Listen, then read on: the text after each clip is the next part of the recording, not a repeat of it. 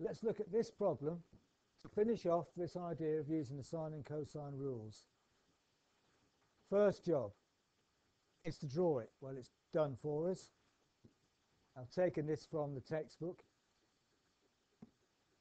So you've got triangle PQR. We're not going to be able to find the area because you're not asked to do that in the assignment. So we draw out triangle PQR. And then we put on the information that we know. We're given the side little q, the side little p, and angle q. What can we find? Right, we can find angle big P because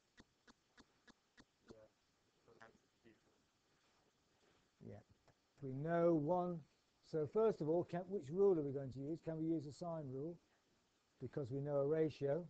So yes, we can know that ratio. We can put that equal to this ratio, so we can find angle P.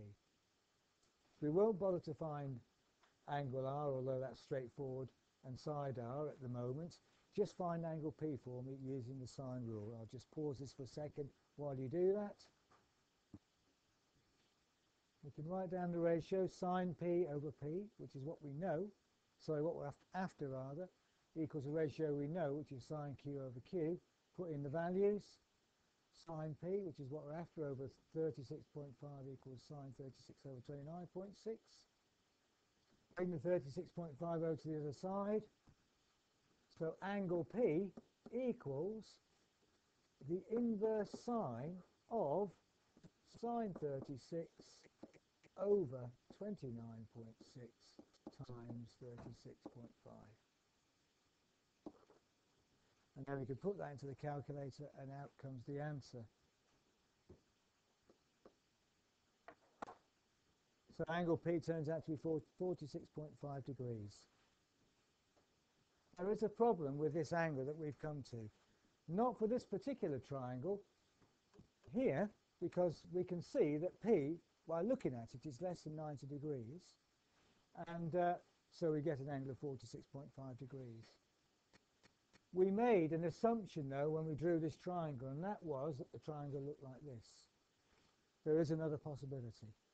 And if you look at the next slide here, you can see that given the same information, 29.6 millimeters for angle side PR, and 36.5 rather for QR, and angle Q equal to 36 degrees, Jack. Just put that down for a second, focus on this, please. Then we could actually have a situation where P is bigger than 45 degrees. So the assumption we made that the triangle looked like one we drew on the previous slide is not necessarily the case. We could have had this as the angle. So let's have a look at how that can occur and how the calculator is misleading us here. If you draw out what's going on, you get this situation, and this is why I need you focusing in. If you think back to last week, if we have some sort of rotating vector, that's this blue line here, that's rotating round in a circle that we were talking about, okay? I know it does that if you go too far. If you're rotating round, okay, then what the sine wave does is it tells you how far up and down the y-axis you are as this thing rotates. So at 0 angle, it's along here. So the y, there's nothing up the y-axis. So at 0, that's at 0, and we can see that here. As I rotate round, the distance up the y-axis, if I was to draw this, look at this point here, the distance up here is gradually increasing as theta comes round. And that's shown as it goes up here.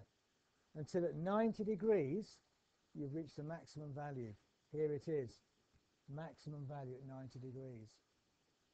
If I were to rotate the other way, and we know last week we were talking about that being a positive anti-clockwise rotation. So if I'm going the other way, that's a negative angle, then it will go down. And so if we look at the other side of this thing, as I go to negative angles, the y-axis, again, it goes further and further down the y-axis, and again peaks at minus 90. if we go back to the anti-clockwise and carry on rotating, you can see after 90 degrees, it's going to start going down the y-axis again. And that's shown here, look. Until you get to 180 degrees, be back to 0, because it'll be along that x-axis again. Can you see what's going on here?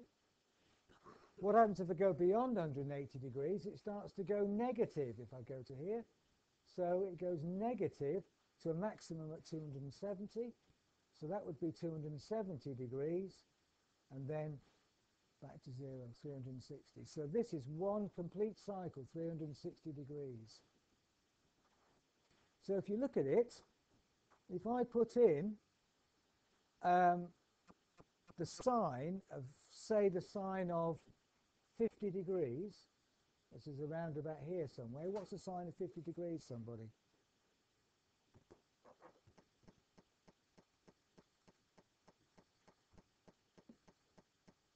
That's more like 40 degrees. What's the sine of 40 degrees? Sorry. 0.6 exactly. Right, 0.64-ish. Okay. If you look at this, there are actually other possibilities. The sine of that angle is also 0.64. What do you think that angle is? Looking at the symmetry of this little part of the wave here. This wave is symmetrical about that line. So that distance will be the same as that distance, or that distance will be the same as that distance. So what will this angle be? Sorry? Right, which is 180 minus the 40. So work out what the sine of 140 degrees is. It's the same. And you're not being at all sarcastic, are you? It is the same. What about the sine of minus 40 degrees? What's that? What's the sine of minus 40 degrees? Try it on the calculator, yeah. And it should be really, shouldn't it? Because if this is minus 40 degrees, then it's gone the same distance but the other way, so that actually will be minus 0.64. The calculator gives you values between minus 90 and 90. It only gives values between these 2 points. So if I want other angles, I have to use my knowledge of the sine wave to work it out. Okay. So in other words, if I go back to the problem, I got angle P was 46.5. What else could it have been? If I go back to here, instead of it being 46.5, which is around about here somewhere, 46.5, what else could it have been? It could have been this angle, which is what?